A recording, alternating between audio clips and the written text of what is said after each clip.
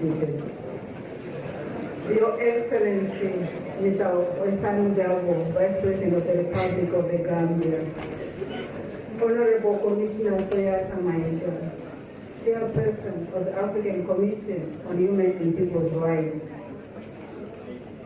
Honorable Justice Rose Chipumila, representing the African Court on Human and People's Rights, Mr. Calix Mbari, representing Her Excellency Ambassador Minata Samate Sesuma, Commissioner for Political Affairs at the African Union Commission in Addis Ababa. Distinguished member states of the African Union, Mr. Mahamane Sisgoro, Chief of the Africa Branch, Office of the High Commissioner for Human Rights, distinguished delegates, esteemed partners, invited guests, ladies and gentlemen, all protocols duly observed. Welcome and thank you all for coming to the 63rd Ordinary Session of the African Commission on Human and People's Rights, underway here in Banjul, the Republic of the Gambia.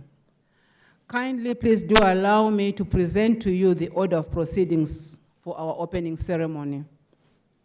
We will start with a statement from the NGO Steering Committee, read by Mrs. Hannah Foster. This will be followed by a statement of Mr. Bongani Majola on behalf of the Network of National Human Rights Institutions. Then we'll have a statement from one member state of the African Union, read by His Excellency Ambassador Wahiro Atia from the Arab Republic of Egypt. At that juncture, we will have a short interlude. After the interlude, we'll hear the statement of Mr. Dominic Delpos, Acting Director of Politics and Democratic Governance, International Organization of La Francophonie, OIF. That will be followed by the statement of the Office of the United Nations High Commissioner for Human Rights, delivered by Mr. Mahamane Sisgoro, Chief of the African Branch. And then we'll hear the African Court on Human and People's Rights, read by Honorable Justice Rose Chipumila. At that point, we'll have another interlude. Then following the interlude, the Chairperson of the African Commission on Human and People's Rights, Honorable Commissioner Soyata Maiga, will give an opening address. Thereafter, Mr. Calix Mbari will deliver a statement on behalf of the Commissioner for Political Affairs at the African Union Commission, Her Excellency Ambassador Minata Samate Sesuma. Following that, His Excellency Mr. Osano Dabo, the Vice President of the Republic of the Gambia, will give his opening statement and additionally declare the 63rd Ordinary Session of the African Commission on Human and People's Rights officially open. Then there will be some logistical announcements, after which the Vice President of the Republic of the Gambia, the representative of the African Union Commission, the Chairperson of the African Commission, the Chairpersons of all other AU organs here present, representative of the AU member states, the representative of the Office of the High Commissioner for Human Rights, the representative of the Organization of La Francophonie, the representative of the High Commissioner for Human Rights, I already said that, all the ministers and dignitaries here present, both local and visiting, the representative of the Network of African National Human Rights Institutions, and the representative of the NGO Steering Committee will all go for a family photo. After that, refreshments will be served, and that will be the end of this opening ceremony. With your kind permission, therefore, I now call upon the representative of the NGO's Steering Committee, Mrs. Hannah Foster, to kindly give a statement on behalf of the Steering Committee. Madam Foster, you have the floor, my sister. Your Excellency, the Vice President of the Republic of the Gambia, the Honorable Attorney General and Minister of Justice, Mr. Abubakar Tamidu, Honorable Calix Mbari, representing the Honorable Committee, Her Excellency Commissioner for Political Affairs of the African Union, Honorable Madam Sarah Maida, Chairperson of the African Commission on Human and People's Rights. And at this point, I want to raise your indulgence to stand on existing protocol, Madam Chairperson, as I proceed to make the statement of NGOs. On behalf of my colleagues of the Forum on the Participation of NGOs in the 63rd Ordinary Session of the African Commission on Human and People's Rights, it is my pleasure and with a great sense of duty that I deliver this statement on this auspicious occasion. Your Excellencies, distinguished ladies and gentlemen, participants have asked me to extend our gratitude to the government and people of the Gambia for the hospitality extended in facilitating the activities of the 63rd Ordinary Session and to express the appreciation for the continued cordiality afforded them since their arrival on this soil of the smiling coast. Your Excellencies, distinguished ladies and gentlemen, the Forum on the Participation of NGOs in the work of the African Commission and the 34th Human Rights Book Fair was held here in the Gambia from the 20th to the 22nd of October. The turnout was noteworthy with objective debates, and we had over 230 participants from 35 African countries. Guided by the provisional agenda of the Commission, we developed our program, and today we want to say that we've been able to come up with 5 resolutions, country resolutions, 2 thematic resolutions on older persons and women human rights defenders, and on countries Togo, Somalia, Burundi, Democratic Republic of Congo, and we would want to crave your indulgence to just highlight a few of these areas. There was a celebration of the African Human Rights Day with the theme on corruption, and the forum were able to reflect on the meaning, the definition of corruption, the causes and effects of corruption, and the opportunities that need to be taken into consideration. Whereas it was also agreed that policies are being promulgated in different states, there needs to be more attention paid to develop strategies in collaboration with all stakeholders to ensure that this societal ill is dealt with. We also celebrated the 70th anniversary of the Universal Declaration of Human Rights. The Universal Declaration is 70 years old, but we also noted that despite 70 years, we still find that a high percentage of the populace are not conversant with its content. And therefore, we call on states to ensure that more sensitization, more training, capacity building is carried out to ensure that the population are more aware of its content. There was also the celebration of 15 years of the Maputo Protocol, and we came to the conclusion that yes, the Maputo Protocol is one of the most progressive regional instruments that protect women. But then again, most women are not aware. Ladies and gentlemen, good morning. It is an honor for me to speak on this occasion on the 63rd Ordinary Session of the African Commission on Human and People's Rights on behalf of the Network of African National Human Rights Institutions today.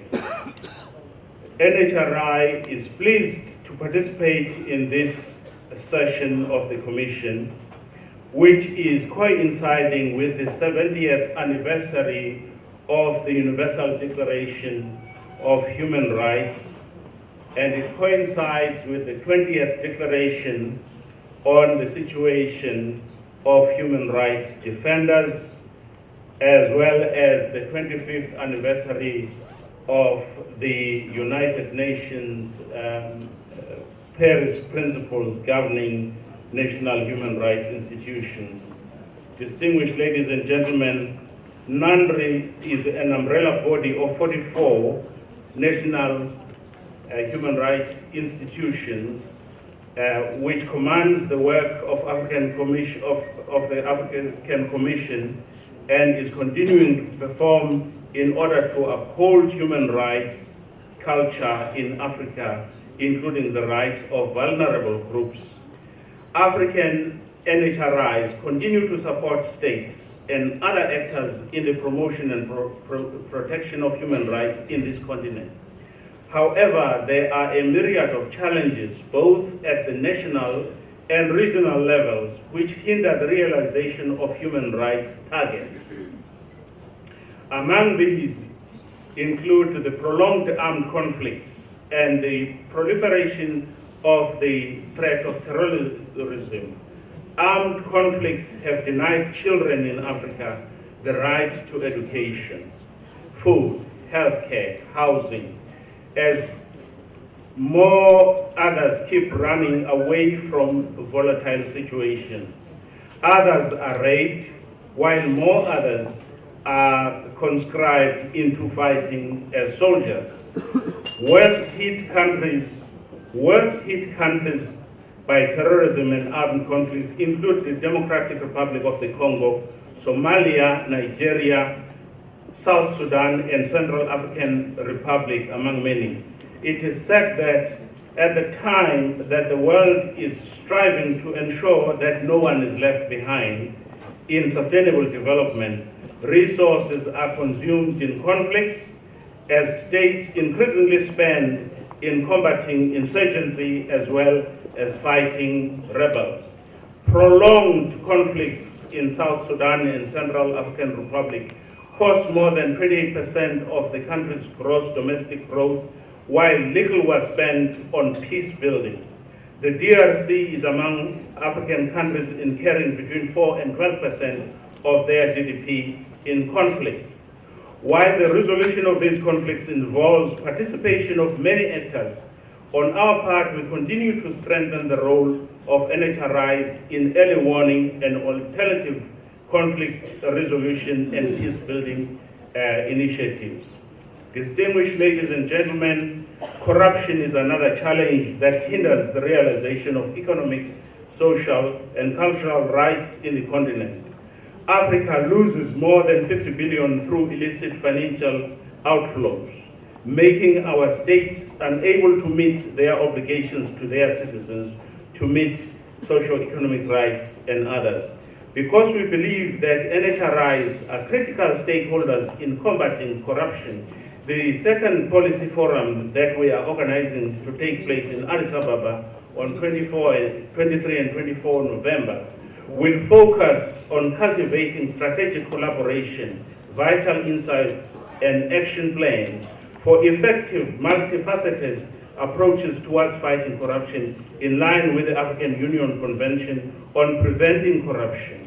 Besides corruption, the challenge of migration and human trafficking elicits major human rights concerns in African countries.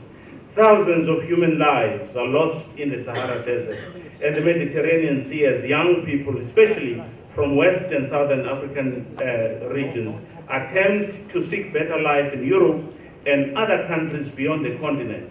Others from the Horn of Africa face gross human rights violations and deplorable working conditions in the hands of ruthless employers in the Middle East.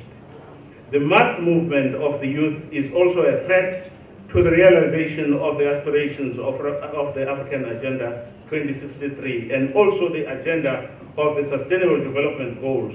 While our youth have the right to seek better livelihoods in countries outside Africa, the movement should be made orderly and safe. In doing so, our part as NANRI, we have prioritized support to our members on the theme of human rights in migrations. Elections and democracy transitions in Africa still result in human rights violations especially in the context of disputed results. Security enforcement agencies must always exercise restraint over excessive use of force, which leads to the loss of lives and destruction of property. As the Democratic Republic of the Congo and other countries prepares for elections later this year, we continue to encourage cross-pollination of skills and knowledge. I must make mention of the challenges the NHRIs collectively face. For example, many in our continent have to deal with budget cuts. Elections and appointment procedures of leadership have also been targeted. The case of Sierra Leone should be mentioned, where apparently the organization has been removed without due process. Other similarly less blustery approaches on the independence of the NHRIs include denial of coverage of the NHRI media. May I conclude, Program Director, by saying as the civic spaces in the region is shrinking, and the independence of the judiciary is under pressure, the importance and role of strong and independent NHRIs also increases. They are one of the few last forms of defense against unchecked state power. Since the success of the work of NHRIs in promoting human rights in Africa also depends on the very important work and leadership provided by the African Commission on Human and People's Rights, NUNRI hereby also appeals to the African Union and member states to promote and protect the independence of that commission. I thank you.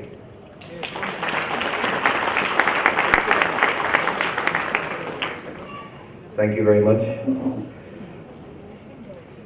His Excellency Hussein Darby, Vice President of the Republic of the Gambia, Honorable Mrs. Suyata Mega, the Chairperson of the African Commission for People and Human Rights, the distinguished delegates of member states, honorable members of the Commission, and honorable guests and members of the Secretariat. It gives me great pleasure to be selected on behalf of member states to deliver this statement at the opening of this session. I would like to express on behalf of everyone from member states our sincere appreciation for the people of the Gambia for their kind welcome and hospitality that we have seen since we arrived in this beautiful country. 30 years ago, or to be exact, 31 years ago, based on the commitments of member states of the African Union to human rights, a decisive decision was taken to establish this commission.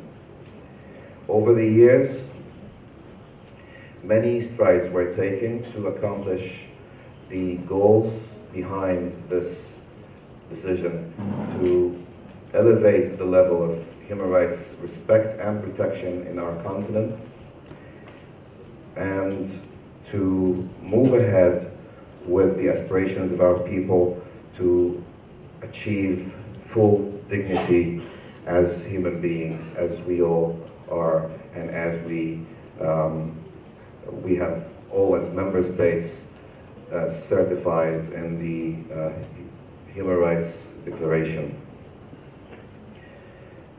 The commitment to this commission and to human rights was actually renewed last year, if you remember, also in this beautiful capital of the Gambia, by His Excellency Adama Barrow, when he committed his country to work on the establishment of a permanent headquarters for this commission. And we are fully supportive of this commitment and the efforts of the Gambia to achieve this goal as early as possible. This commitment was also renewed during a retreat that was held between member states and the Commission in May this year in Nairobi, Kenya.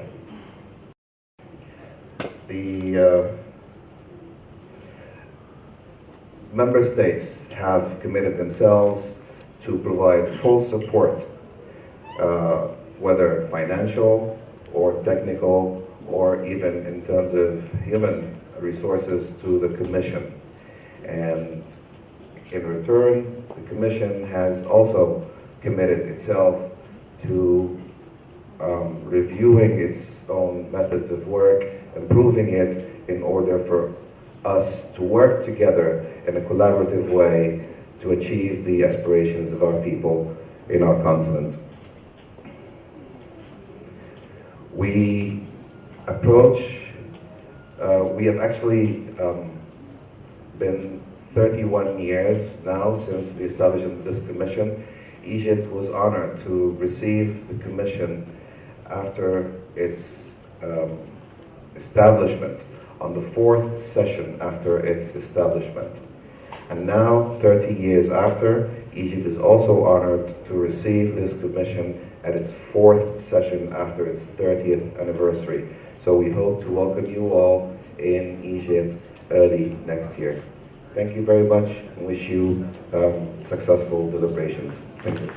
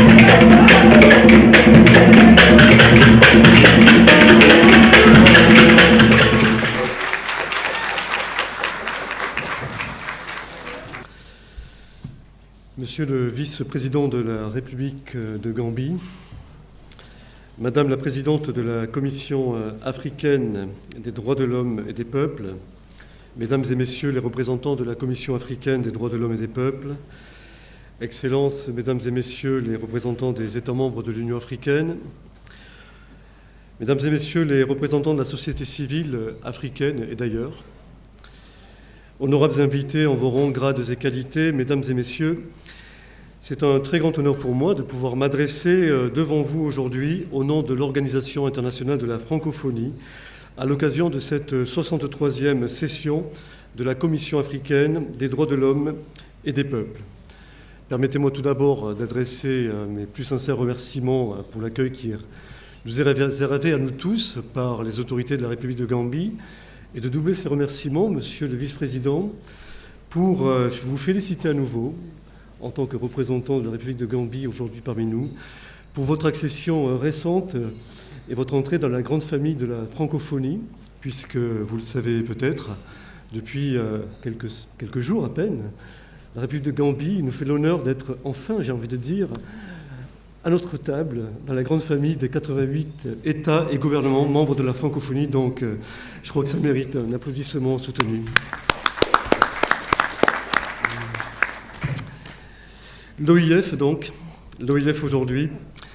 L'OIF mène une action en faveur de la promotion de la paix, de la démocratie et des droits de l'homme, conformément, et il faut le souligner, aux engagements pris par les États et gouvernements membres en faveur de la consolidation de l'État de droit, du plein respect des droits de l'homme et du développement de la culture démocratique, issue de la déclaration de Bamako adoptée le 3 novembre 2000. Cette déclaration affirme également la nécessité d'intensifier la coopération entre l'OIF et les organisations internationales et régionales, de développer la concertation en vue de la démocratisation des relations internationales et de soutenir, dans ce cadre, les initiatives qui visent à promouvoir la démocratie. C'est dans cet esprit que s'inscrit le mémorandum d'entente et la feuille de route signée par vous-même, Madame, en 2018 par l'Organisation internationale de la francophonie avec la Commission africaine des droits de l'homme et des peuples. Ce partenariat vise à approfondir notre collaboration sur des thématiques d'intérêt conjoint. Je tiens à cet égard à saluer tout personnellement l'engagement personnel de la présidente de la Commission, Madame Soyata Maïga, sur des sujets tels que la protection, la promotion des droits de l'homme notamment. L'Organisation internationale de la francophonie réunit, comme je vous le disais, par la langue française et les valeurs qu'elle porte, une communauté de 88 États et gouvernements présents sur les 5 continents. Et parmi eux, 32 États sont membres de l'Union africaine. Ce nombre important d'États offre une capacité d'action et de mobilisation significative en matière de promotion et de protection des droits de l'homme sur des sujets tels que les droits des femmes, les droits de l'enfant, la lutte contre la torture, l'abolition de la peine de mort, les défenseurs des droits de l'homme et les industries extractives. Des sujets d'autant plus importants que nous célébrons cette année le 70e anniversaire de la Déclaration universelle des droits de l'homme. Un anniversaire qui vient rappeler l'actualité et la pertinence de ce texte fondateur dans toutes ses dimensions. Ces 30 articles, adoptés par l'Assemblée générale des Nations unies au lendemain de la Seconde Guerre mondiale, conservent toute leur importance, car si des progrès ont été accomplis, un long chemin reste encore à parcourir pour une pleine et effective mise en œuvre de ces principes, y compris dans notre espace francophone. La question de l'universalité des droits tout particulièrement nous préoccupe. Le monde n'a cessé et ne cesse encore aujourd'hui d'être secoué par des remises en cause des principes d'universalité et d'indivisibilité des droits de l'homme, notamment au nom de la lutte contre le terrorisme, au nom de la religion, au nom de la diversité culturelle ou bien des enjeux migratoires. La francophonie est directement interpellée par cette situation. L'universalité et l'indivisibilité des droits de l'homme, l'égalité et la non-discrimination sont inscrits au cœur de nos valeurs, de notre identité, mais aussi de nos actions. Les discussions fructueuses de ces prochains jours avec les commissaires et la société civile nous donneront l'occasion de convenir ensemble des axes de coopération que nous souhaitons développer l'année prochaine dans le domaine des droits de l'homme. Ces échanges permettront, j'en suis sûr, de nourrir notre réflexion, en particulier pour élaborer et développer des projets qui nous permettront de réaliser nos objectifs en commun. Je vous remercie.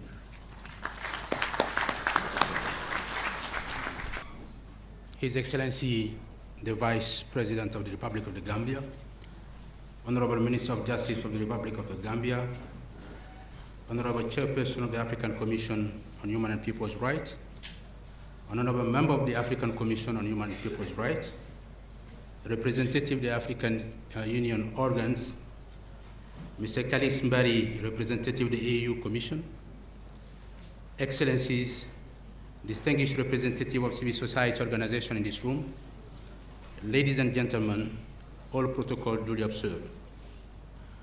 On behalf of the United Nations High Commissioner for Human Rights, Mrs. Michelle Bachelet, it gives me great pleasure to address you at the opening of the 63rd Ordinary Session of the African Commission on Human and People's Rights.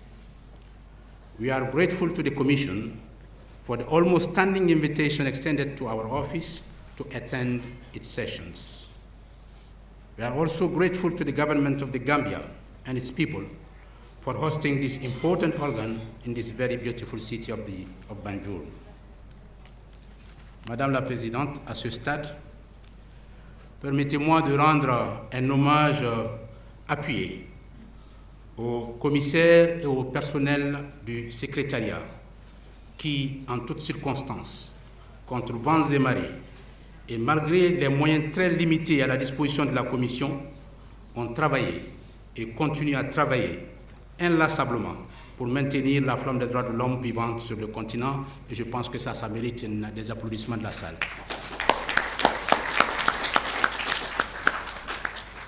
Excellences, Mesdames et Messieurs, la déclaration par l'Union africaine de l'année 2018 comme année de la lutte contre la corruption coïncide avec la commémoration du 70e anniversaire de la Déclaration universelle des droits de l'homme. Ce 70e anniversaire, lancé depuis décembre 2017, culminera ce 10 décembre et sera célébré dans plusieurs pays africains. En ce qui concerne la lutte contre la corruption, les Nations Unies avaient lancé plusieurs initiatives, notamment l'établissement d'un mandat de rapporteur spécial sur la corruption et ses conséquences, sur le plein exercice des droits de l'homme en 2004, ainsi que l'adoption de la Convention contre la corruption en 2005. Malheureusement, ces initiatives n'ont pas eu les effets escomptés. Madame la Présidente, dans la déclaration de la réunion de haut niveau sur l'état de droit tenue au siège des Nations Unies à New York en 2012, les États membres s'étaient déclarés convaincus que la corruption était nuisible en ce qu'elle faisait obstacle à la croissance et au développement économique, entamait la confiance des citoyens dans la légitimité et la transparence des institutions et entravait l'adoption des lois justes et efficaces ainsi que l'administration et l'exécution des décisions de justice. Ils ont aussi insisté sur l'importance de l'état de droit en tant que condition essentielle de la prévention et de la répression de la corruption. Monsieur le Vice-président, Madame la Présidente, Excellences, Mesdames et Messieurs, comme l'a souligné le comité consultatif du Conseil des droits de l'homme sur la question des effets négatifs de la corruption sur la jouissance des droits de l'homme, la corruption peut prendre plusieurs formes et se produire dans des contextes tout aussi nombreux. Il va donc sans dire que la corruption touche à toutes les trois générations des droits, les droits civils et politiques, les droits économiques, sociaux et culturels, mais aussi les droits collectifs. Le même comité a par ailleurs souligné que la corruption a des effets négatifs d'ordre individuel, d'ordre collectif et d'ordre global sur la jouissance des droits fondamentaux de l'homme. Ces conclusions du comité ont été corroborées par différents intervenants dans le panel organisé au cours du Forum des ONG pour commémorer la Journée africaine des droits de l'homme le 21 octobre dernier. À ce stade, je formule le souhait que la mise en œuvre de la feuille de route d'Addis Abeba, signée entre les Nations Unies et les procédures spéciales de la Commission africaine, soit élargie à la lutte contre la corruption, permettant ainsi aux institutions onusiennes des droits de l'homme de continuer à collaborer avec les experts et institutions africaines dans ce domaine. Madame la Présidente, Excellences, Mesdames et Messieurs, je m'en voudrais si je ne reconnaissais pas le rôle important que joue la société civile dans la promotion et la protection des droits de l'homme à travers le libre exercice des libertés publiques et le soutien à la gouvernance, la primauté du droit, ainsi que sa participation dans le processus décisionnel. La communauté internationale et les États membres devraient agir collectivement pour protéger et étendre l'espace dans lequel la société civile peut participer de manière effective en vue d'apporter sa contribution. Nous devons également agir collectivement pour dénoncer les représailles, sauvegarder le droit à la liberté d'expression, défendre ceux qui sont pris pour cible et veiller à ce qu'ils bénéficient de la protection que la reconnaissance et la légitimité internationale peuvent leur fournir. Madame la Présidente, Excellences, Mesdames et Messieurs, pour finir, et comme à l'accoutumée, je rappellerai que l'un des leitmotifs de la Commission elle-même est que les droits de l'homme sont une responsabilité collective. En cela, gardons toujours à l'esprit que le chemin qui reste encore à parcourir est long. Pour ce faire, le Bureau du Haut-Commissaire des Nations Unies aux droits de l'homme sera toujours aux côtés de la Commission et de l'Union africaine, car c'est ensemble, et ensemble simplement, et en se soutenant qu'on pourra obtenir des résultats tangibles dans le domaine des droits de l'homme en général et dans la lutte contre la corruption en particulier. Sur ces quelques mots, je souhaite des fructueux échanges à cette session. Merci.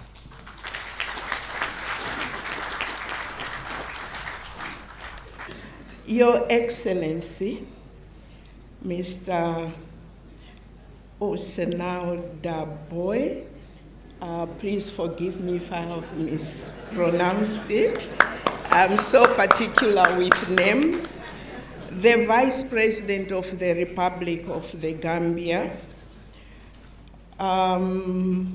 Your Excellency, Mr. Abubakar Tambadou, Minister of Justice and Attorney General of the Republic of the Gambia, Honorable Soyata Maiga, Chairperson of the African Commission on Human and People's Rights, Your Excellencies, representatives and delegates of member states and organs of the AU, Your Excellencies, the representative of the AU Commissioner for Political Affairs and AU officials, distinguished representatives of national human rights institutions and society organs, and at this juncture, allow me to say all protocol observed. I am most honored and privileged to address you on behalf of the Honorable President of the African Court on Human and People's Rights, Justice Sylvain Ore, on the occasion of the opening of the 63rd Ordinary Session of the Mother of Human Rights Treaty Bodies in Africa, named the African Commission on Human and People's Rights. I wish to first of all convey the best wishes and apologies of the Honorable President of the Court, who could not attend this important event due to compelling commitments related to the work of the Court. Allow me, by beginning to recall the importance of the Commission in light of the centrality of the role which this treaty body plays in the safeguarding of human rights in Africa. In these days of an increased violations of rights on the continent, it must be stressed that after 3 decades of operation, the African Commission remains of critical importance to the achievement of major objectives of the African Union. It cannot be overemphasized that the operation of the Commission is the very wish of the African Union and its member states, as unequivocally pledged not only in the then OAU Charter, but also in the Constitutive Act of the African Union, in the Banjul Charter, and a number of other AU instruments.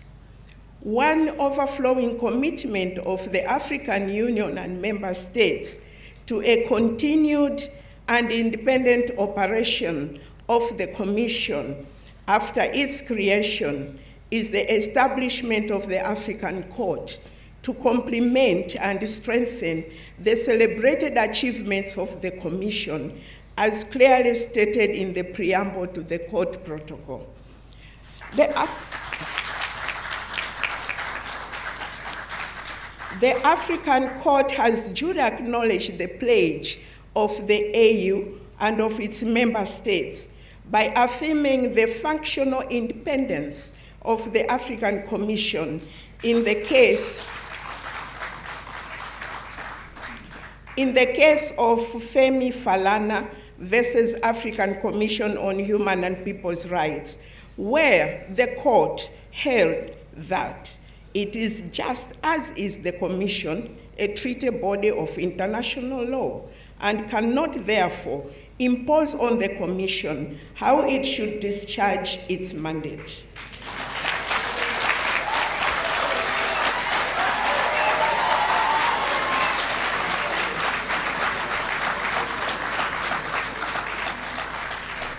So, while the African Court has upheld such basic principles of separation of functions and independence, African citizens would expect the same principles to be respected by the African Union in line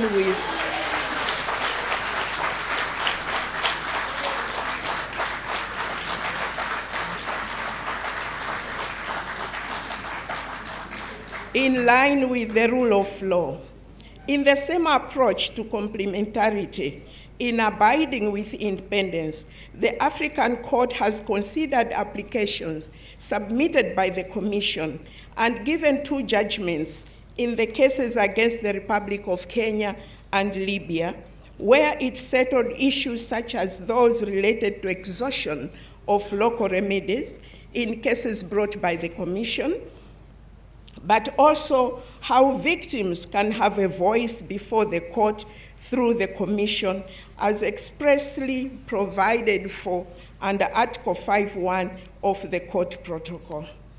Cooperation between the 2 sister organs has also materialized through numerous and active annual and continued interactions to discuss issues related to an effective implementation of the protocol and protection of human rights in Africa. The Court and the Commission have further undertaken several joint projects, some of the most important being the African Continental Judicial Dialogue, thematic seminars and conferences, as well as the recent launch of the African Human Rights Yearbook, together with another institution, which is the African Committee of Experts on the Rights and Welfare of the Child. Finally, as you may be aware, the bulk of the court's case law has been built on the unique body of jurisprudence developed by the Commission over 2 decades of purposive and rich interpretation of the African Charter as the normative cornerstone of human rights law in Africa.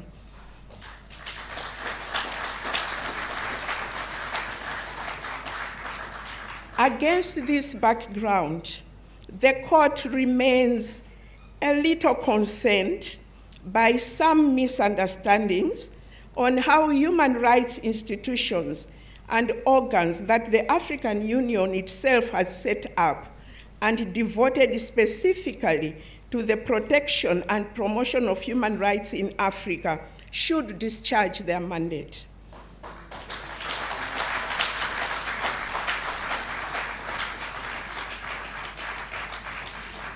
The trend is worrying because it runs opposite major commitments and values that the African Union and its member states have made for themselves without any external pressure.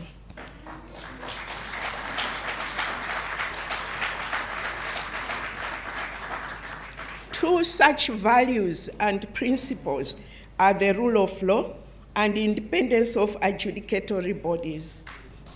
The African Union has consistently defended the rule of law and independence of judicial organs and elevated them to the level of fundamental principles of the Union and member states, as strongly pledged in the Constitution of the Union, but also with a greater emphasis in the African Charter on Democracy and Elections. The African Union and its member states have in those instruments stated that respect for the law and the organs that oversee its application are so critical to the achievements of the Union's objectives that they must feature high in Agenda 2063, which is the guiding framework towards the African we want. When mirrored in these pledges, the question is, which Africa do we want? The AU's response in its laws is that we want an Africa that upholds the rule of law and human rights. That is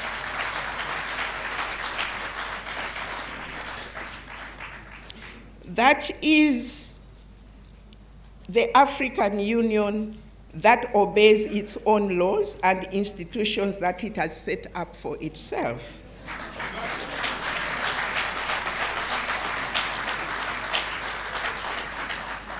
One rationale behind the rule of law in the African Union is that those who govern must obey the law for fear that the people they govern would lose faith and trust in the law and the institutions that the African Union has set up. Distinguished members of the audience, I'll now end my remarks by restating that Africa is a continent of solidarity, and that is why our union has created the court but retained the commission to join efforts towards an Africa with an embedded culture of human rights, justice, and justice for all without any exclusion. That is the Africa we want. I thank you all.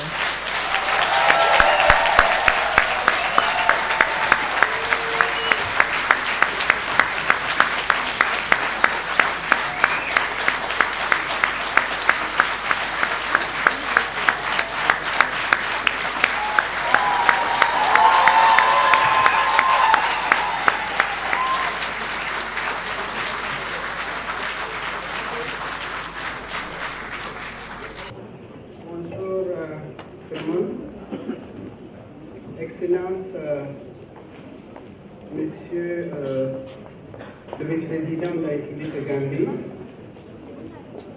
Excellence, Monsieur le ministre de la Justice, Mesdames et Messieurs les membres du gouvernement,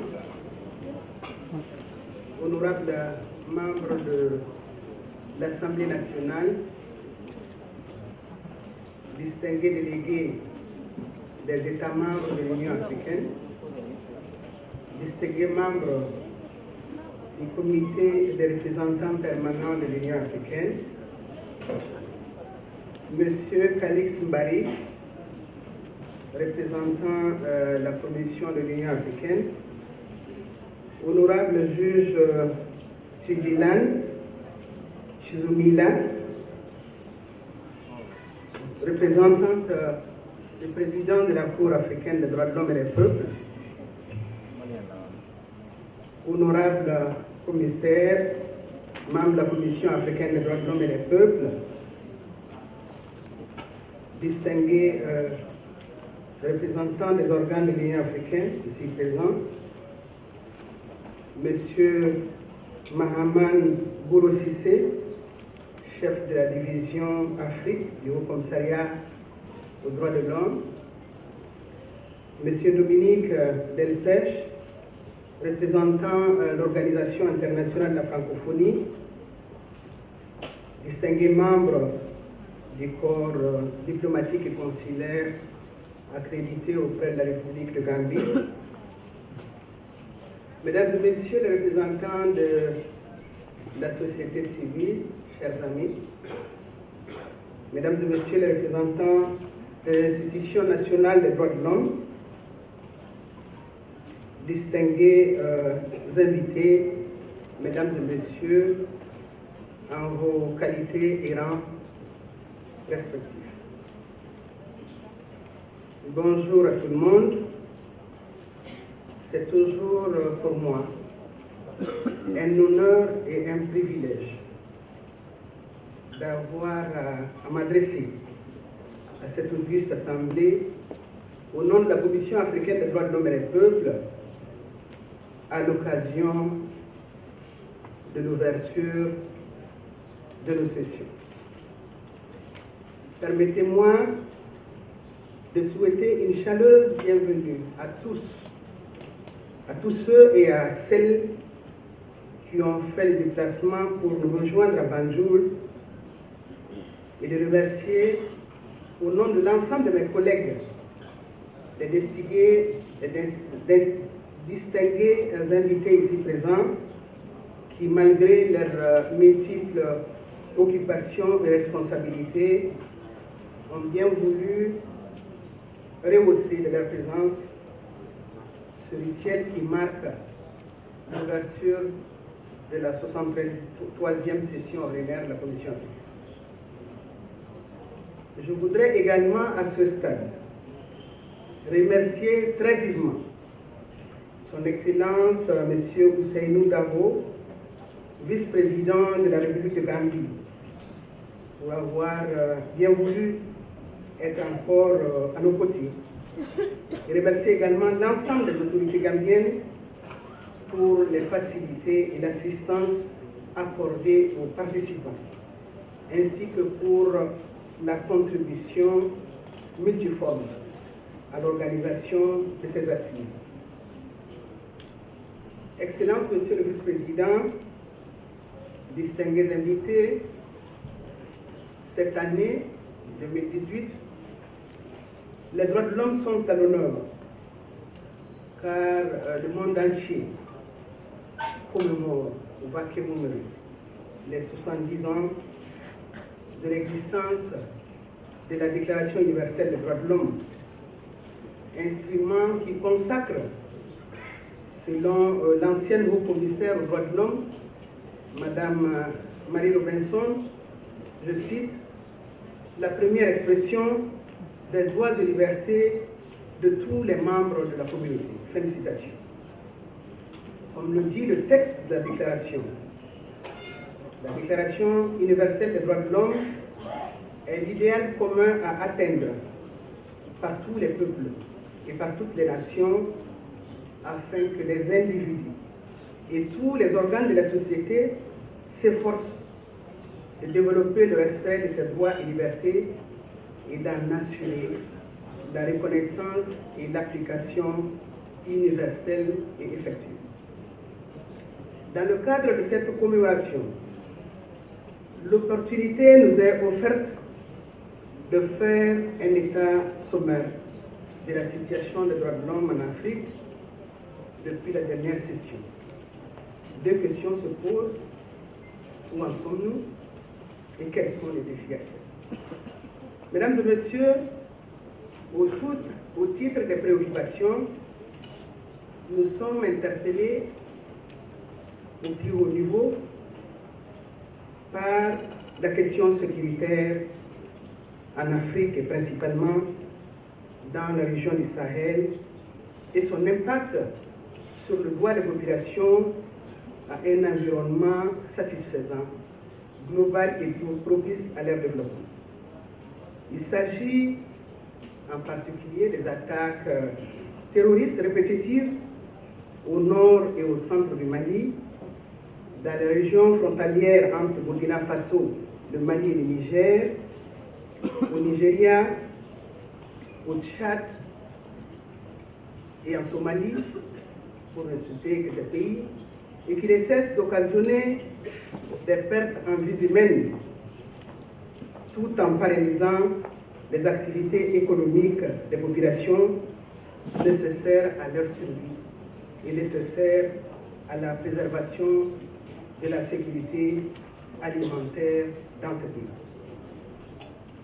Il faut également signaler les offensives militaires dites de libération de Derna, bastion des islamistes radicaux qui ont fait des ravages en Libye.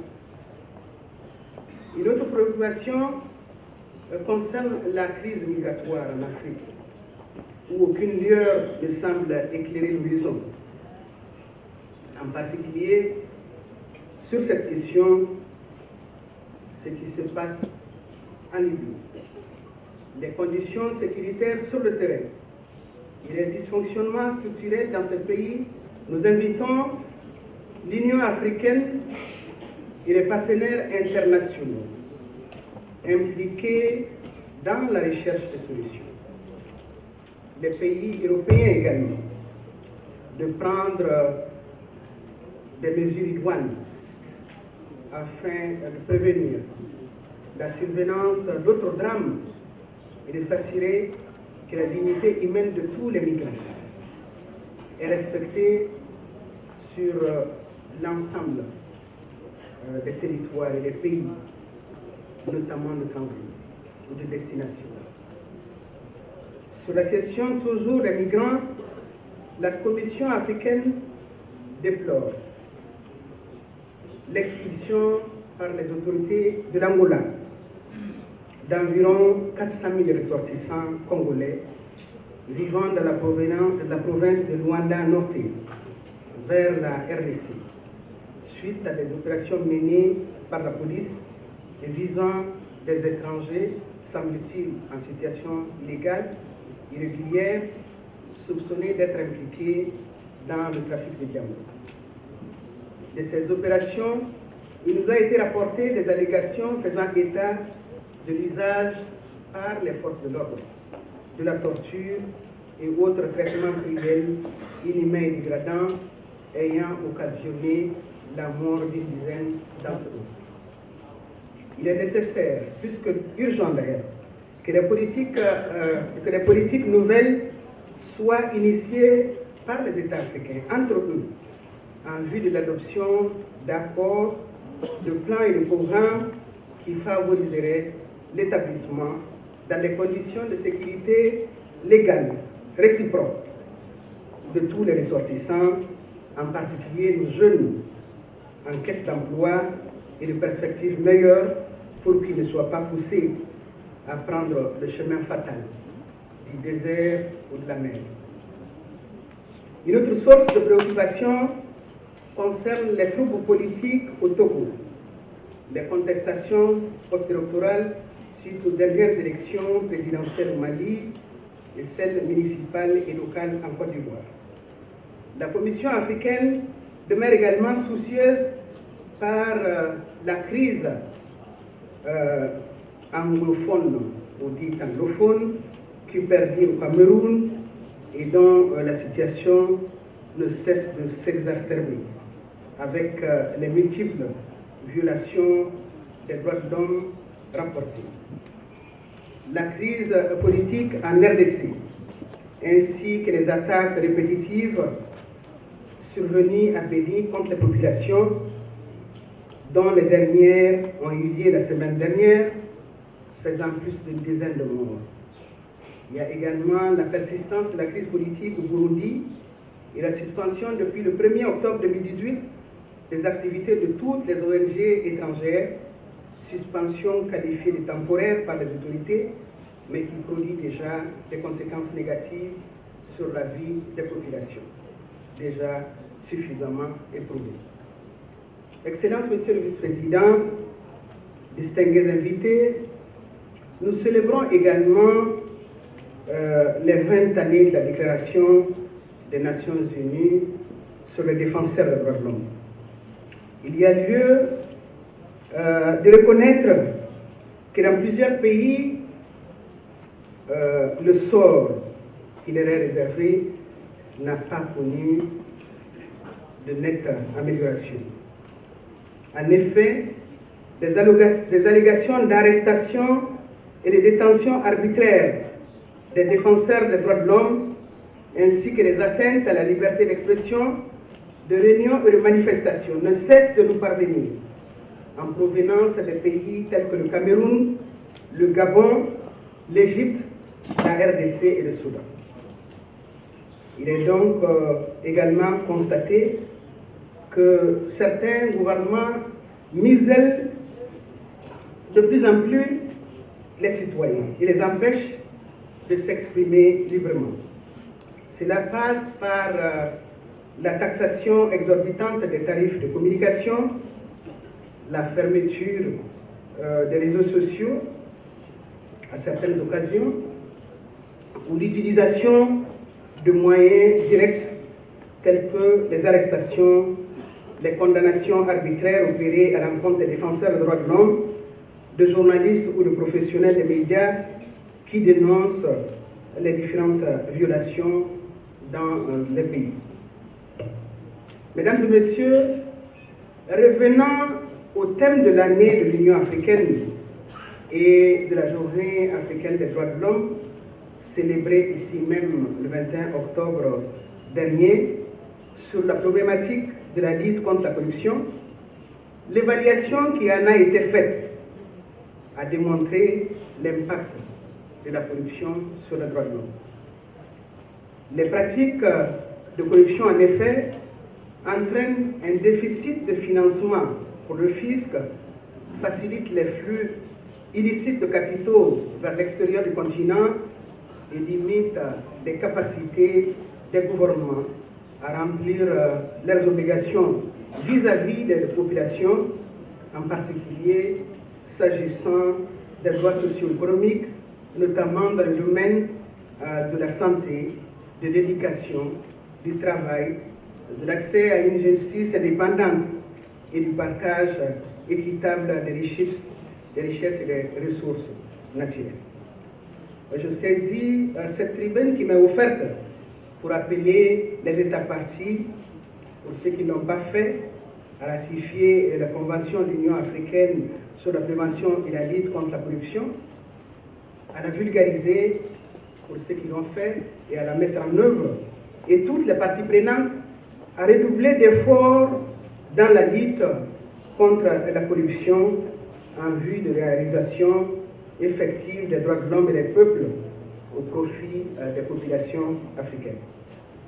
Distingués invités, au titre des progrès intervenus au cours de l'intercession, il me plaît de saluer ici les avancées enregistrées en République de Gambie, à savoir la ratification du deuxième protocole facultatif se rapportant au pacte international relatif aux droits civils et politiques visant l'abolition de la peine de mort en septembre dernier et la récente mise en place le 15 octobre dernier de la commission Vérité, Réconciliation et Réparation. D'autres développements positifs vous seront certainement délivrés dans l'allocution de Monsieur Son Excellence le vice-président ici présent. Nous notons également de bonnes nouvelles qui continuent de nous parvenir de l'Éthiopie, telles que les mesures pour la consolidation de la paix, le changement démocratique et de promotion des droits de l'homme, illustrées notamment par la signature d'un accord de paix et de désarmement avec les groupes d'opposition armée, la mise en place dernièrement d'un gouvernement respectant la parité homme-femme et l'ouverture de l'espace politique pour les partis de l'opposition. La Commission africaine se félicite également du rapprochement entre l'Érythrée et l'Éthiopie et l'ouverture des frontières qui s'en est suivie, ainsi créant un environnement propice à la réconciliation, à la paix, à la sécurité et au bien-être des deux peuples. Nous avons également apprécié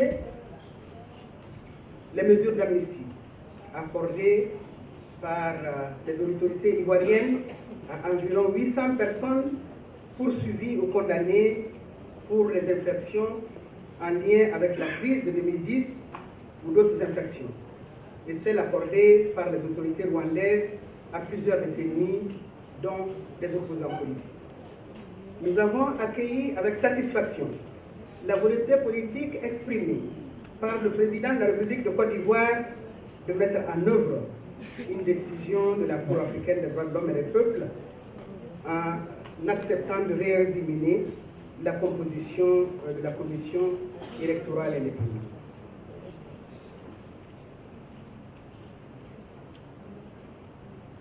Excusez-moi.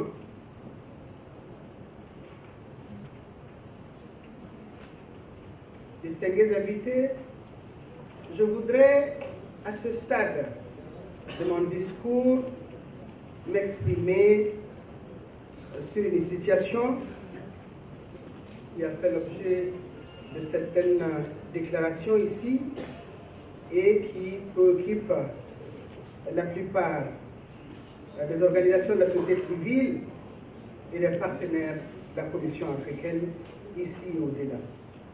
Je voudrais parler de la décision du Conseil exécutif de juin 2018 et de ses conséquences. Nous comprenons la frustration des uns et des autres et même l'indignation pour ce qui est perçu par nombre d'entre vous comme une entrave à l'exercice du mandat de la Commission africaine et une atteinte à son indépendance. Elle est perçue également comme une restriction à la protection des défenseurs des droits de l'homme et à l'espace dédié à la société civile en Afrique. La Commission africaine a été touchée par l'élan de solidarité, ainsi que par les messages de soutien et de reconnaissance à son travail qui lui sont parvenus de toutes parts depuis cette fameuse décision, y compris de la part de certains États partis et des organes de l'Union africaine. Ceci traduit, s'il en est besoin, la qualité du partenariat et de la collaboration que la Commission a entretenue au fil des années avec les différentes parties prenantes autour de la promotion et de la protection des droits de l'homme sur le continent. Mesdames et Messieurs les commissaires, vous pouvez vous sentir fiers.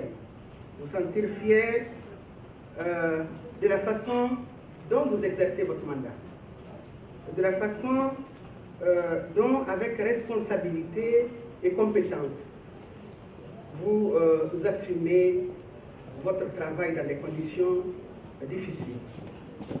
La Commission africaine tient à rassurer les représentants de la société civile, qui sont également les représentants de la population africaine, et à réaffirmer son ferme attachement à l'universalité des droits de l'homme et son engagement à mettre en œuvre son mandat de promotion et de protection des droits de l'homme en défendant les droits humains de toutes les personnes, de tous les individus, sous l'angle des principes garantis par la Charte africaine, que sont notamment la non-discrimination, l'égalité de traitement de tous, la protection de l'intégrité physique et du respect de la dignité humaine. Je voudrais saisir cette occasion pour inviter les différentes parties prenantes, notamment les mécanismes des droits de l'homme, les INDH, la société civile, à poursuivre leurs efforts pour défendre le système africain des droits de l'homme. Plus d'engagement et d'efforts sont donc nécessaires à l'endroit des États partis pour plus de synergie et d'alliances stratégiques pour dissiper les mythes et les stéréotypes négatifs concernant la question de l'orientation sexuelle et de l'identité de genre, qui n'est qu'une question des droits de l'homme. En addition aux sessions publiques de la Commission africaine et au Forum des ONG, il devient impératif pour les organisations de la société civile africaine et les représentants de leur pays au sein des organes délibérants de l'Union africaine d'envisager la mise en place d'un cadre d'échange fécond et pérenne de réflexion et de discussion sur toutes les questions des droits de l'homme, préférablement durant la décennie que l'Union africaine a dédiée aux droits de l'homme. C'est seulement ainsi que notre continent pourra s'outiller et surmonter et leur faire face aux défis émergents qui l'attendent. À cet égard, les différents acteurs et décideurs politiques de nos pays sont appelés plus que jamais, chacun en ce qui le concerne, de jouer son rôle pour l'édification de la démocratie, le respect de l'état de droit et la promotion et la protection des droits de l'homme en Afrique. Il ne sert à rien de ratifier des conventions, régionales et internationales, et de mettre en place des organes chargés de les monitorer, de les mettre en œuvre et d'appuyer les efforts des États. Si ces mêmes États continuent à se mobiliser, à se structurer pour couper les bras aux organes de façon méthodique et de façon progressive.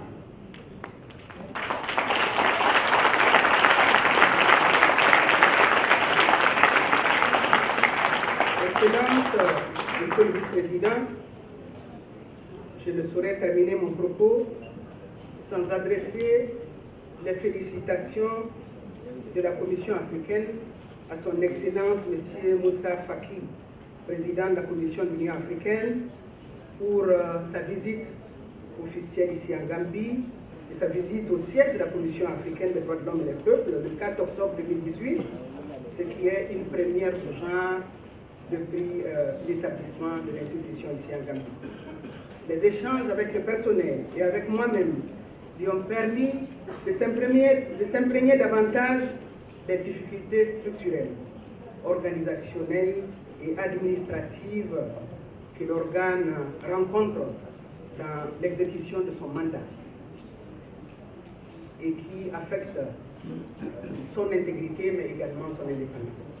Nous espérons que les solutions idoines et diligentes seront apportées aux maux qui rongent la Commission africaine dans le cadre de la réforme institutionnelle en cours. Monsieur le Vice-président, distingués invités, la question récurrente de la construction du siège de la Commission africaine a été abordée à l'occasion de cette visite. Nous espérons qu'avec votre engagement personnel et la volonté politique de votre gouvernement, ce projet sera inscrit au rang des priorités de votre agenda. Chers participants, permettez-moi de vous réitérer les remerciements de la Commission africaine des droits du peuple pour votre soutien qui n'a jamais été aussi visible que dans ce moment où la Commission connaît effectivement des difficultés. Nous savons pouvoir compter sur votre accompagnement, sur votre participation à notre travail pour qu'ensemble, nous puissions effectivement construire et bâtir l'Afrique que nous voulons pour les générations futures et pour nous-mêmes. Je vous remercie de votre aimable attention.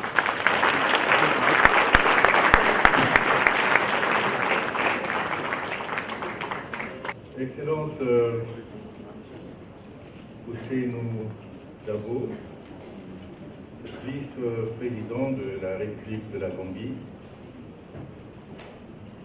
Excellence Maître Soya Maïga, présidente de la Commission africaine des droits de l'homme et des peuples, Excellence Aboubakar Tambadou, procureur général et ministre de la Justice de la République de la Gambie, Excellences, Mesdames et Messieurs les membres du gouvernement de la Gambie, honorables membres de la Commission africaine des droits de l'homme et des peuples, Excellences, Mesdames et Messieurs les membres du corps diplomatique et consulaire accrédités auprès de la République de la Gambie, distingués représentants des États membres de l'Union africaine, honorables représentants des organes de l'Union africaine, distingués représentants des organisations internationales, distingués représentants des institutions nationales des droits de l'homme, distingués représentants des organisations non gouvernementales et de la société civile, distingués invités, Mesdames et Messieurs, en vos rangs, qualité et grade, bonjour. C'est pour moi un honneur et un privilège de prendre la parole ici devant cette audience au nom de son Excellence ambassadeur Minata Sessouma Samake, commissaire aux affaires politiques de l'Union africaine, à l'occasion de cette cérémonie d'ouverture de la 63e session ordinaire de la Commission africaine des droits de l'homme et des peuples. La commissaire aurait souhaité être là elle-même pour vous livrer son message, mais on a été empêché par des circonstances indépendantes de sa volonté qui l'obligent à être sur d'autres terrains qui représentent également des sujets importants comme ceux qui nous réunissent aujourd'hui. Elle m'a donc chargé de vous transmettre à tous ces fraternelles salutations et ses vœux de plein succès pour vos travaux, ainsi que de vous lire le message qui suit. Aujourd'hui, je suis très honoré de prendre la parole devant cette auguste assemblée de la 63e session ordinaire de la Commission africaine des droits de l'homme et des peuples. Permettez-moi avant toute chose de remercier sincèrement le peuple et le gouvernement de la République de la Gambie pour leur habituel accueil chaleureux et humain réservé à la communauté africaine des droits de l'homme au cours de leur session dans cette magnifique ville de Banjul. Je tiens également à féliciter le gouvernement gambien sous le leadership éclairé de son Excellence Adama Barrow, président de la République de la Gambie, pour les récents développements positifs enregistrés dans le pays en matière des droits de l'homme, en particulier la mise en place de la Commission nationale des droits de l'homme de la Gambie, de la Commission gambienne Vérité, Réconciliation et Réparation, ainsi que pour le récent engagement avec le Conseil des Nations Unies, Conseil des droits de l'homme des Nations Unies à Genève. Sur la base de ces nouveaux développements, nous pouvons affirmer avec confiance que le lieu qui abrite le siège de la Commission africaine des droits de l'homme et des peuples est en train d'exceller dans de bonnes pratiques et de mériter sa place. Distingués invités, mesdames et messieurs, avant de terminer cette partie liminaire de mon allocution, permettez-moi, au nom de son Excellence, Moussa Faki Mahamat, président de la Commission africaine des droits, président de la Commission de l'Union africaine, qui aurait aimé être ici, mais compte tenu des obligations officielles, tout aussi importantes que celles qui nous réunissent, n'a pas pu faire le déplacement de Banjul. Aussi m'a-t-il chargé de vous transmettre ses meilleures salutations. Permettez-moi également de saisir cette opportunité pour saluer et féliciter de manière spécifique les efforts de ma sœur Soyata Maïga, présidente de la Commission africaine des droits de l'homme et des peuples, et ses collègues compétents et dévoués, les commissaires et le personnel de la Commission africaine des droits de l'homme et des peuples, pour une planification et une organisation réussie de cette très importante association. Excellences, distingués invités, mesdames et messieurs, au cours des dernières années, le système des droits de l'homme de l'Union africaine a subi une transformation considérable, non contestée. Par exemple, nous avons eu tout récemment l'adoption de nouveaux protocoles relatifs aux droits de l'homme. Il s'agit notamment du protocole à la Charte africaine des droits de l'homme et des peuples relatif aux droits des personnes vivant avec un handicap et du protocole à la Charte africaine des droits de l'homme et des peuples relatif aux droits des personnes âgées en Afrique. J'ai le plaisir d'informer également cette auguste assemblée que le comité technique spécialisé de l'Union africaine sur la justice et les affaires juridiques examinera prochainement, en novembre 2018, le projet de politique de l'Union africaine sur la justice transitionnelle et le projet de statut de l'Institut des droits de l'homme de l'Union africaine, afin de permettre leur finalisation et adoption par les organes directeurs de notre Union. Bien que le projet de politique de l'UA sur la justice transitionnelle n'ait pas encore été adopté, je suis heureuse de constater que les gouvernements gambiens et maliens, ainsi que la CEDEAO, s'en servent maintenant pour enrichir leurs interventions en matière de justice transitionnelle. Bien que ces nouveaux développements soient louables, les défis d'une mise en œuvre efficace restent toutefois un enjeu majeur pour le système africain des droits de l'homme. Excellences, distingués invités, mesdames et messieurs, comme l'indique à juste titre le thème de l'édition 2018 de la Journée africaine des droits de l'homme, la promotion et la protection des droits de l'homme sont une responsabilité collective. Elles ne sont pas du ressort unique d'une entité individuelle ou une institution gouvernementale. C'est un effort collectif qui fera la différence. C'est dans cette optique que l'Union africaine appelle, une fois encore, les acteurs des droits de l'homme et les amis de l'Afrique à unir leurs efforts et à soutenir la promotion et la protection des droits de l'homme et des peuples en Afrique. Distingués participants, comme beaucoup d'entre vous pourraient le savoir, en plus de la réforme en cours au niveau de notre organisation continentale, il est important de relever que des transformations importantes ont commencé en Afrique.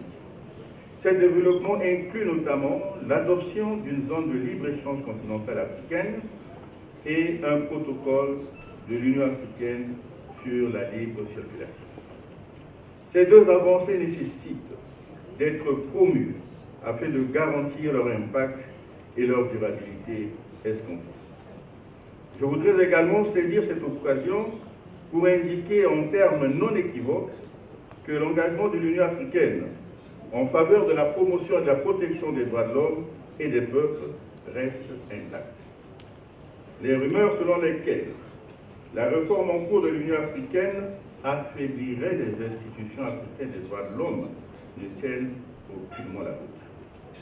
Vous pouvez être rassurés que non seulement la réforme renforcera le système africain des droits de l'homme, mais créera un environnement propice à tous les niveaux de l'appareil gouvernemental pour la mise en œuvre effective de l'agenda 2063, en particulier l'aspiration 3 de l'agenda qui pose une Afrique de bonne gouvernance, de démocratie, de respect des droits de l'homme et de la justice et de l'état de droit.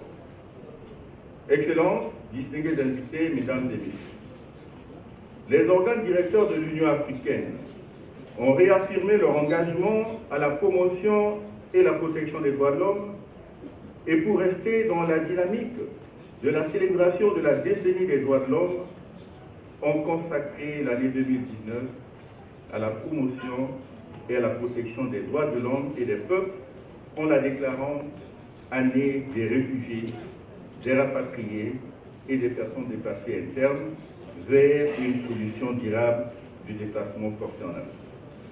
En d'autres termes, l'année 2019 sera axée sur la promotion et la protection des droits des réfugiés, des rapatriés et des personnes déplacées internes en Afrique. Selon le rapport intitulé Global Trends for Displacement et publié en juin 2018 par le Haut-Commissariat des Nations Unies pour les réfugiés, la population des réfugiés en Afrique subsaharienne pourrait augmenter de 1,1 million de réfugiés, passant ainsi à 6,3 millions au total. L'Afrique abriterait plus d'un tiers de la population de réfugiés dans le monde en raison des conflits armés, des violences généralisées et de violations des droits de l'homme. En gardant cela à l'esprit, nous pouvons donc conclure que le travail qui nous attend en tant que communauté des droits de l'homme est énorme. C'est sur cette note que nous appelons tous les Africains et amis d'Afrique à entamer dès à présent les préparatifs sur le thème de l'année 2019 et à redoubler l'effort pour la promotion et la protection des droits de l'homme et des peuples en général sur le continent. Pour finir, Excellences, distingués invités, mesdames et messieurs, je souhaite sincèrement encourager tous les participants, en particulier les représentants des États, les États membres de l'Union, les organisations de la société civile et du secteur privé à être constructifs et à apporter des contributions qui aideront à projeter de façon sereine l'avenir de notre continent en matière des droits de l'homme et des peuples, conformément à l'agenda 2063, l'Afrique que nous voulons. Excellences, Mesdames et Messieurs, distingués invités, voilà la teneur du message que Son Excellence Minata Samate Sessouma, commissaire aux affaires politiques, m'a chargé de bien vouloir vous livrer et je vous remercie pour votre attention.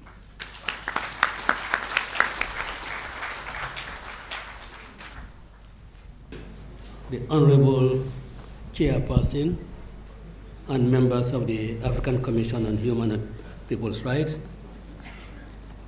the Honorable Attorney General and Minister of Justice, Mr. Abubakar Tambadou, Cabinet Ministers are present, the Honorable Deputy Speaker of the National Assembly, Excellencies, members of the Diplomatic and Consular Corps, distinguished delegates of the African Union member states, distinguished representatives of national human rights institutions,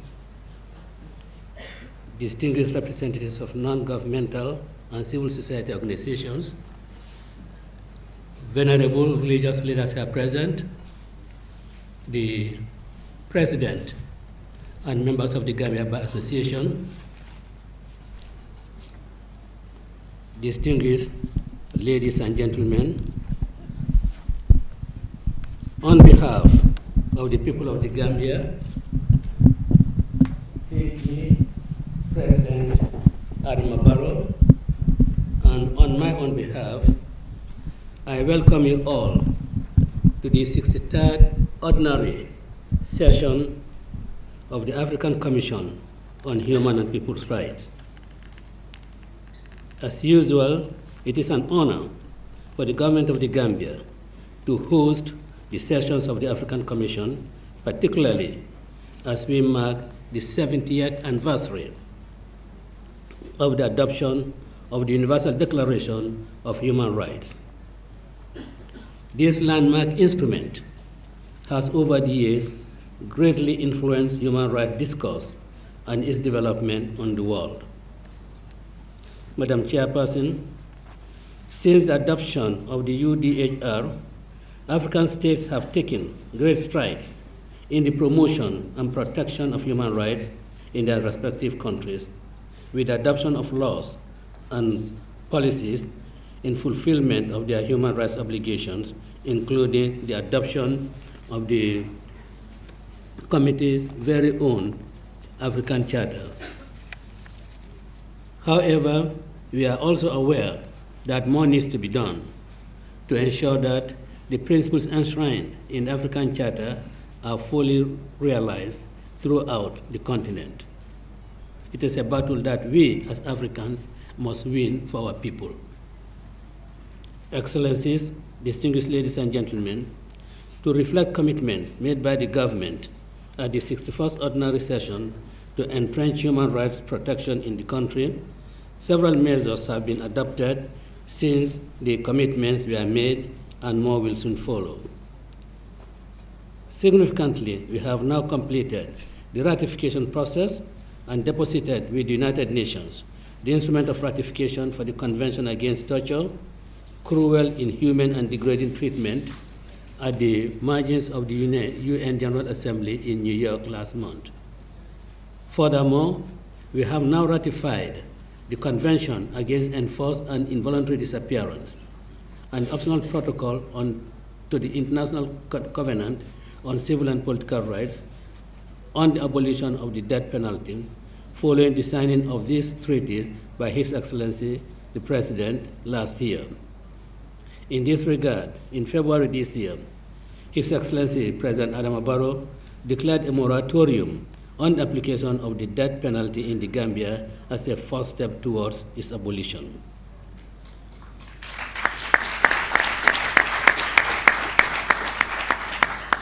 Within the African region, the Gambia has, in the course of this year, ratified the African Charter on Democracy, Elections and Governance, and the Protocol on the Statute of the African Court of Justice and Human Rights. More importantly, I'm pleased to announce that today, our declaration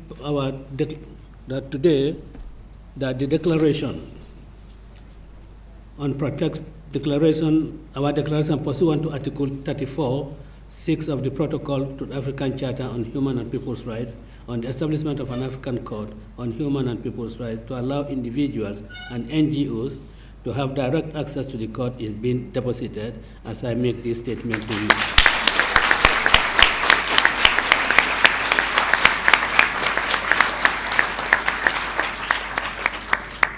These measures all demonstrate the strong commitment of the government to the promotion and protection of human rights.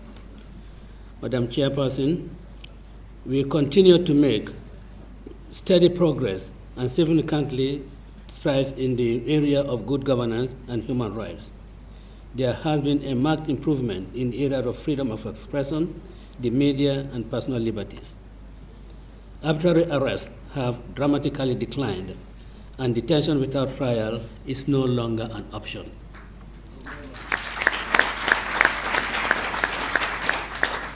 The latest index from Reporters Without Borders indicates that the Gambia has seen the most significant improvement in press freedom, rising from 21 spots up to 122 out of 180 countries. We are among a few countries in the world where no journalist was arrested in 2017. To move from the past hostile practices which stifle freedom of expression and assembly, initiatives have been undertaken to open public space to increase public engagement and participation. The Minister of Information, Communication and Infrastructure has signed a tripartite agreement with Article 19 and the Minister of Justice with the objective of reviewing repressive laws, and a media law review committee has been established for this purpose. The committee has completed its work, and Article 19 has deployed a legal task person to work with the Minister of Justice in the drafting process. In order to align our entire governance architecture with international justice and human rights standards, we have initiated a series of reforms in various governance areas. A Constitutional Review Commission has now been established and has since commenced work to draft a new Republican Constitution that will strengthen human rights protection through a consultative and inclusive process. A Truth, Reconciliation and Reparation Commission has also been established. The commissioners were sworn in last week at a launch ceremony and reflect the geographical, religious, cultural, and gender diversity of the Gambia. Their mandate includes: 1, to investigate human rights violations and abuses committed during the past 22 years of the former president's authoritarian rule. 2, to foster social cohesion and encourage national reconciliation among Gambians. To address impunity and to recognize the rights and dignity of victims through the provision of appropriate reparations. While the government is determined to establish an impartial historical record of human rights violations and abuses of the past, the overriding objective of this exercise is to learn appropriate lessons in order to put in place effective mechanisms to prevent recurrence.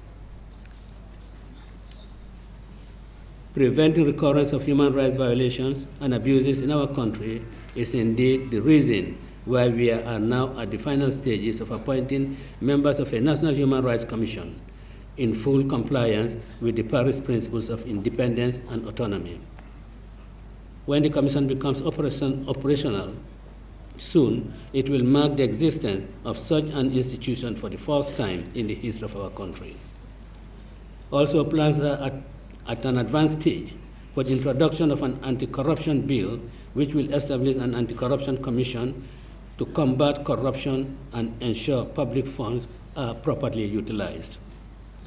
Measures have also been taken to improve prison conditions with the ongoing review of the Prisons Act aimed at ensuring that law governing detention is in line with international best practices. Madam Chairperson, we have been working unwaveringly towards improving the lives of our people in this country. This is evident with the development of various national policies, prominent among which is the National Development Plan 2018-2021. This important national document is a vehicle for the realization of government reform agenda within the security sector, justice, health, education, women empowerment, youth, and children. The successful implementation of this policy is of utmost importance to government as it seeks to improve the basic living standards of all people in the country, thereby truly entrenching the change that the people of this country were yearning for when they embarked on the landmark historic election of December 2016. Finally, following years of delay in the submission of the country's periodic report to the African Commission, the Gambia recently submitted its combined report, which covers activities over the last 24 years, and we look forward to engaging in a fruitful dialogue with the Commission.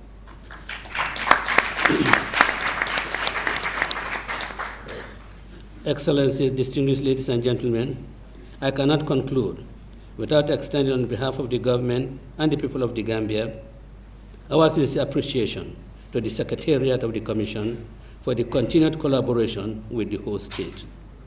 We look forward to the time soon when the sessions of the Commission will be held in its permanent headquarters in this country.